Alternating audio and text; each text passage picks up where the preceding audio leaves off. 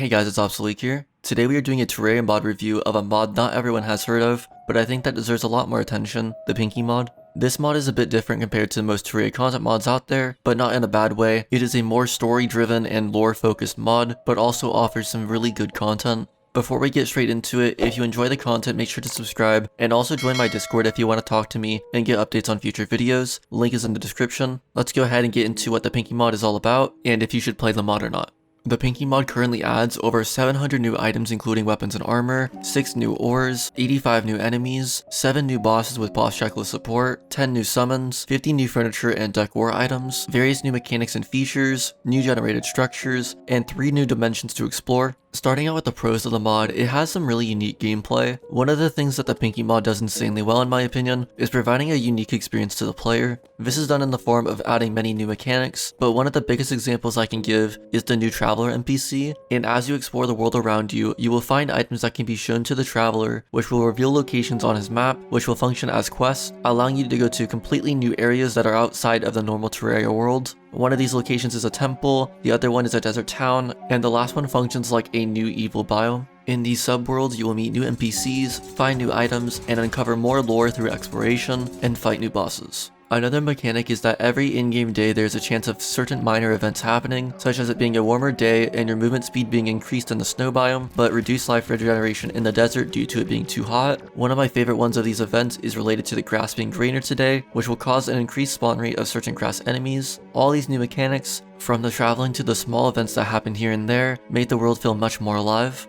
Moving on to the bosses of the mod, the bosses are pretty well done, some of them are just alright, and then some of them are absolutely amazing. One of my favorites has to be the heart of the Cavern, which is fought in a custom structure. It fires boulders, huge lasers, bolts, and it summons enemies to fight the player. Even though it's a pre-hard mode boss, it is still quite difficult and is fun to fight. Another boss, Valorous, was really fun and interesting to me, as while you are fighting it, the boss has a good amount of quotes which gave you a bit of insight and lore about the boss and the world around you. Another one of my favorites was the Dungeon Constructor, which functions as a mage boss, but when you battle him, the platform he is standing on changes colors based upon what element of magic he is using, which can either be fire, water, soul, or shadow magic. This makes the player have to memorize a great deal of different attacks, as each type of magic has about 7 different attacks. Between the amount of attacks and the elemental mechanic, you have to pay very close attention during his fight. Not all the bosses are as good as others, but some of them are very awesome experiences, and the new structures that are added for some of the boss fights are very well made and designed. Lastly, moving on to the weapons and other gear here, they are all pretty cool. One of the first interesting items I discovered was the Bloodknot, which is a weapon that fires circle-like projectiles that can be controlled by holding the left click after firing them, and you can have multiple of these circles at once and control them all at once. Another one of my favorites is the Profane Sun, which summons 6 suns above the player, and then they shoot at whatever your cursor is pointed at for a short period of time.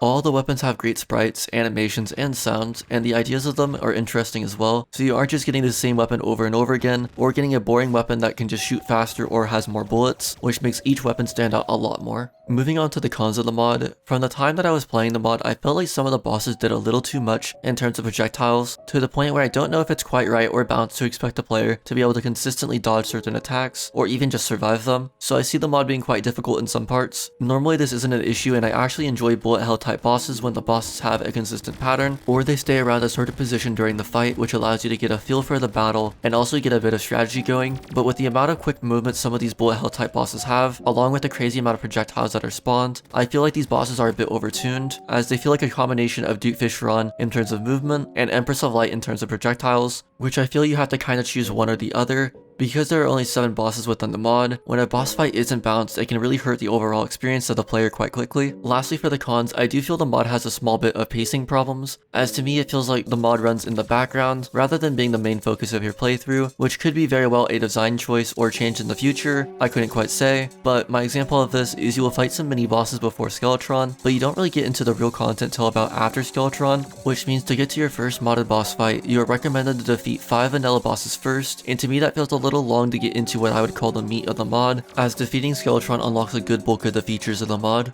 So to finally answer the question, should you play the Pinky Mod? I would say yes. I think it's a great mod that has its own unique features, and if you're someone who enjoys a story-based adventure mod, or you're maybe seeking a bit of a different modded experience compared to bigger mods like Calamity or Thorium, just like any other concept mod, it does have its own problems, but I do think it's worthwhile to play personally, and I would recommend it. that is all for my Pinkymod review, guys. If you guys did enjoy, make sure to leave a like and consider subscribing and comment any of your thoughts down below. Thank you guys for watching.